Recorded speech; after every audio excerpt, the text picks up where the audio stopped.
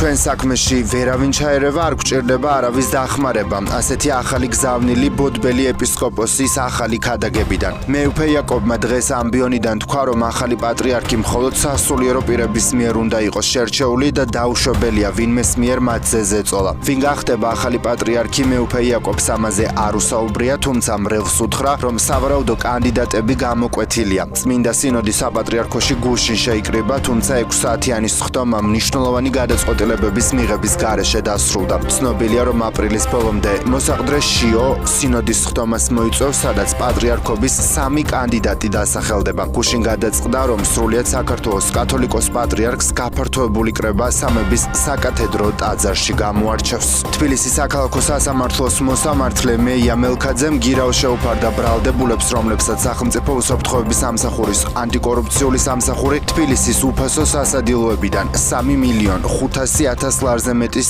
მითვისებას ედავება თაღლითური გზით. 5 ბრალდებულმა, რომლებსაც 6-დან 9 წლამდე პატიმრობა ემუქრება, დანაშაული აღიარეს. სასამართლო პროცესზე მერიის კონტრაქტორი კომპანიების ხელმძღვანელებმა აღიარეს, რომ ისინი მიღება ჩაბარების აქტებში ნამდვილად წერდნენ, რომ რეალურზე მეტ ბენეფიციარს უწევდნენ კვებით მომსახურებას და დარჩენილ თანხას ითვისებდნენ. სასამართლოს გადაწყვეტილებით რეზო ალადაშვილს 100.000 ლარიანი საპატიმრო გირაო შეეფარდა, მის კიდევ ერთ თანამშრომელსა და 3 ქვეკონტრაქტორი კომპანიის დირექტორს კი 50.000 ლარიანი საპატიმრო გირაო. სახელმწიფო უსაფრთხოების სამსახურის ვერსიით ბრალდებულები 2024, 25 და 26 წლებში ყოველდღიურად 14.451-მდე ბენეფიციარს არაკეთილსინდისიერად ემსახურებოდნენ და არაჯეროვნად ასრულებდნენ ნაკის ვალდებულებებს. სახელმწიფო უსაფრთხოების სამსახურის ინფორმაციით დააკავეს უცხო ქვეყნის მოქალაქე, რომელიც სხვა ქვეყნის მოქალაქის ყალბი პასპორტის გამოყენებით ცდილობდა დიდი ოდენობით უძრავი ქონების დაუფლებას. კერძოდ, ბრალდებულმა სხვა ქვეყნის მოქალაქის სახელით სანოტარო მოქმედების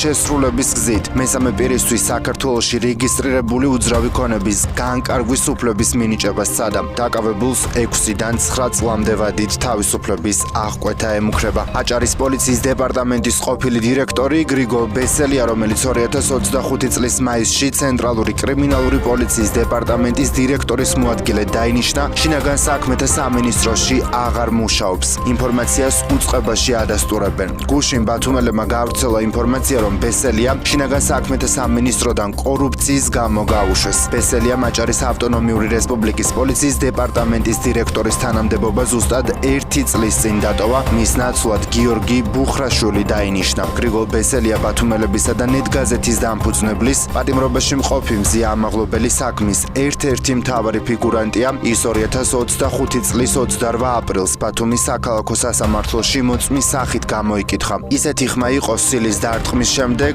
აქცია დაიშალა. თქვა სასამართლოზე მაშინ გრიგოლ ბესელიამ, როცა ამაღლობელის წინააღმდეგ ჩვენება მისცა. გრიგოლ ბესელია ლატვიის მიერ სანქცირებული ექს-მაღალჩინოსანია. უკანონო მიგრაციის წინააღმდეგ ბრძოლის ფარგლებში შინაგან საქმეთა სამინისტროს მიგრაციის დეპარტამენტის თანამშრომლებმა თბილისში, ქუთაისსა და ბათუმში სპეციალური საიმიგრაციო კონტროლის ღონისძიებები ჩაატარეს. კომპლექსური ღონისძიებების შედეგად დაკავებულია უცხო ქვეყნის 42 მოქალაქე, მათ შორის ბანგლადეშის, ინდოეთის, პაკისტანის, ეგვიპტის, უზბეკეთის, თურქეთის, ერაყის, ჩინეთის, ბურკინა ფასოს, ფილიპინების, იორდანიის, რუსეთის, ტაილანდის, სუდანისა და ნეპალის მოქალაქეები. ინფორმაციას შინაგან საქმეთა სამინისტრო ავრცელებს.